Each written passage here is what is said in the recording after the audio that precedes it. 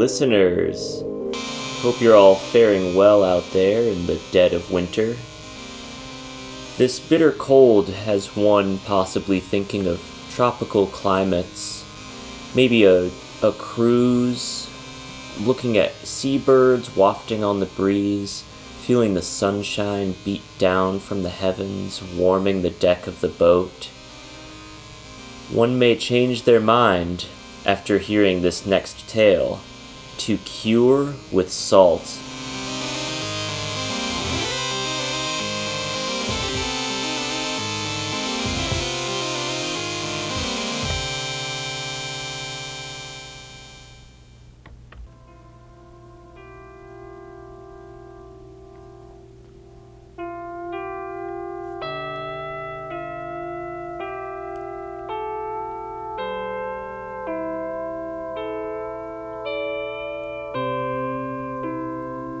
I think of my husband as I clutch one of my hands in the other. Saltwater mist licks my lips for me as I position my head away from the glaring sun, and I think of my husband as I clutch one of my hands in the other. My husband, an upper merchant for the Dutch East India Company, who secured me passage on the vessel called Virtus to come to him in Jakarta. His visage is held in a gaudy, gilded frame in the center of the gallery of my mind, and I am seated upon the chair that faces it. He is an honest man, and the world is better for having him in it. The VOC is a better world for employing him. I am trying to push thoughts of doubt away from my mind, trying to stave anxiety's thrall. Will he still love me if we reunite? Will he love me as he once did, or will he flee from me? I pace the deck, and the clack of my heeled boots breaks the silence of the open ocean. One end of the boat to the other, one end to the other, eyes to the horizon. Eyes always up. Keep your eyes up, Martha. Think of your husband. Think of your Frederick, and keep your eyes to the horizon. These thoughts occupy my days. My spirits are not high, and I do not sleep soundly, but Captain Parsons' cabin offers me some luxury at least. I eat when I am hungry, and pace the deck to exercise.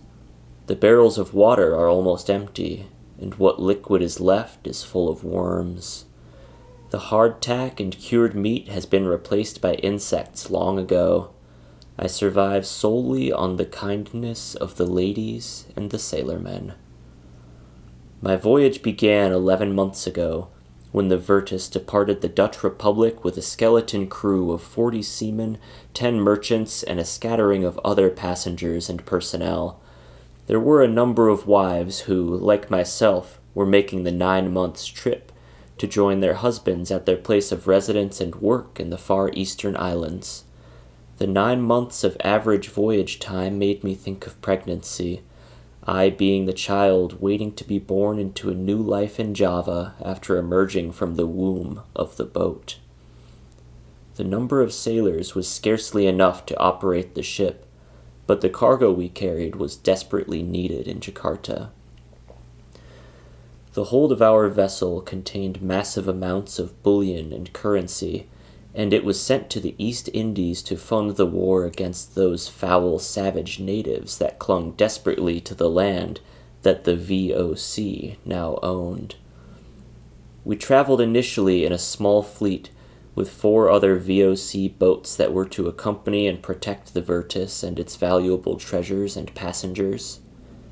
These boats were no longer in sight, and had not been for nigh 3 months. 2 weeks after we rounded the Horn of Africa, an out-of-season storm had scattered our fleet and flung us far from each other. That storm had me gripping to the edge of reality, feeling as though the dark, wet hell of the ocean had broken my mind. In those hours, the sky was red and malicious, throwing needle-like rain, and the very ocean was thrashing and howling as though it were falling into fits. I was tucked into the mid-deck cabin that I had been sharing with 4 other women, while the boat rocked and pitched, tossing us and the furniture in the room around and around until we were bruised and bloody. Mary's skull cracked into my face, and that's the last I recall of that stormy night. I have no idea if the other boats in our fleet are still sailing, or if they had been flung to the bottom of the cruel sea, for my eyes have not glimpsed another vessel since before I went below the deck that night. When the pain in my head finally knocked hard enough on the walls of my cranium to wake me, I discovered I was the only motionless person on the entire ship. The man next to me in the makeshift medical bay on the mid-deck was writhing and thrashing particularly well for a man who was missing his legs starting just above the knee. Mary was cauterizing his wounds, and his screams would have awoken me had his jaw not been obviously broken and clamped shut with a tight rag around the skull. Blood soaked his bed, and his gnarled face was contorted into a menacing mask of pain and fear. I startled back, almost falling off my cot, and found my feet beneath me. Touching my head, I found a large bruised gash in my forehead, and looking inwards to my lungs, I found them clouded with stale, dank air. I hurried topside for a cleaner breath. Before my head had cleared the top of the deck from the hatchway, I knew that the ship had run aground. The deck was tilted at a slight but awkward angle, and the perspective was maligned because of the broken mast that had tipped against the railing of the boat, pointing seaward. I hauled myself up out of the opening to a twisted scene. There was a flurry of men rushing about, and above the chaos boomed the hoarse voice of Captain Parsons, trying to keep decorum from his perch on the quarterdeck. As I surveyed the action, my gaze drifted over the deck rail, and I saw where we were marooned. The storm had pushed the boat up on a rocky stretch that jutted ever so slightly out of the water, and the Virtus was squarely in the middle of it, pinned on the jutting black spires and boulders that I could see glimpses of through the sunlit waters. My knowledge of seafaring was minimal, but I knew that this landscape meant that we were in shallower waters and therefore close to land. Hopefully. Captain Parsons called a meeting that evening on a torchlit deck. The day's attempts at freeing the boat had been unsuccessful, and the despair and fatigue in the men's expressions were highlighted by the flickering lights. "My ladies and men," he started, expelling his voice with only the slightest hint of weariness, "you know as well as I that we are incapacitated. We have not the manpower to free the Virtus, and if we did, we have not the tools or supplies to make repairs to her. Our numbers have lessened none more than those who have perished from the gales of last night, by the grace of God, but I fear that they will shortly. Our location is only able to be assumed, and our sea chart gives us not much information. We have Navigator Barlow's opinion that we are some 120 to 150 miles east from a small grouping of islands. It is of my opinion and command that we shall be inclined to reach them, with a crew setting out in the 2 rowboats at day's first light. Naturally, not all of our crew will be braving the sea." This brought a murmur from the throng. Of course the rowboats would not fit all the seamen, and of course the women and merchants would stay behind. But the consensus was that nobody was keen to divide. Captain Parsons continued with the simple statement, "I, my first mate, and 22 more sailors of my choosing will be rowing to the group of islands in hope of finding help." A voice raised from the crowd, "And the rest are to stay with the boat?" "Naturally," said the captain. "We will be taking as many provisions as we can in the rowboats, and leaving the rest on the Virtus." With God's grace, we will return them within a fortnight or month. If we do not, then pray for a ship to pass before the stores run dry. Pray we did, and then praying is what I did. The captain and his mate and his 22 men had set out nearly 3 months ago.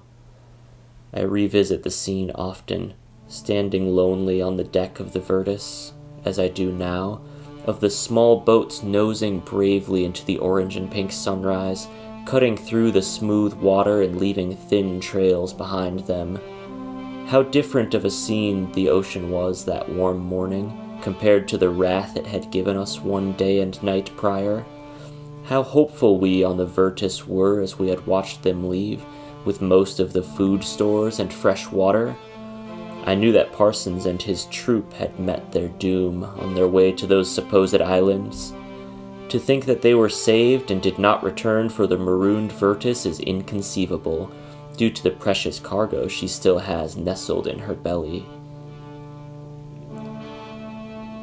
The food stores ran out 7 weeks after the departure of Parsons, even with fastidious rationing. The sailors had already eaten every rat they could find. Only barrels of salt remained. After 7 days without food, I wrote a letter to my husband, Frederick. I told him that even if by some grace we could be reunited someday, I understood if he could never again love me. I signed my letter with dignity, sealed it in an envelope, and then slit the throat of every man and every woman left aboard the ship. There were 18 souls still aboard that had not succumbed to infected wounds or hunger or suicide, and I took them. I used a large, heavy kitchen knife that I stole while searching the larder for crumbs for the 1,000th time. I waited until every person besides the nightly watchman was asleep and killed him first. He was the only outlier. I greeted him, asked if he had seen anything on his watch, and then covered his mouth and pushed the knife into his belly. He almost succeeded in forcing me off of him, but I clung to him like an imp from hell clinging to the ankle of an angel, trying to join in on the angel's returning ascent to heaven. He took a long time to die. The rest were quick. Nobody woke up until it was too late for them. Some did not ever even open their eyes and just bled until their breathing slowed and stopped. I'm still pacing the deck, holding my hand. I fetched it from the salt I cured it in earlier in the day. I raise it to my mouth and tear another bit of meat off of it. It belongs to me now, but looks like it was once attached to a woman, which is why I decided to have it for my breakfast this morning. No calluses mar its surface.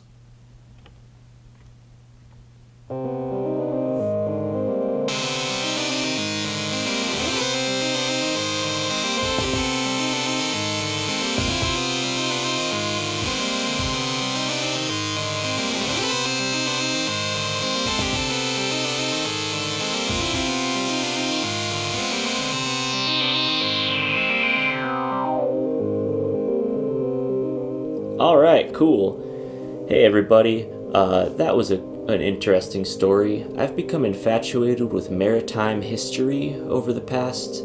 I've always been, tangentially interested in seafaring and sailing and marine life and whatnot, but the large-scale shipping corporations of old have captured my fantasy recently, especially one voyage steeped in tragedy that originated from the Dutch East India Company in, don't quote me on this, the summer of 1769, I would like to say.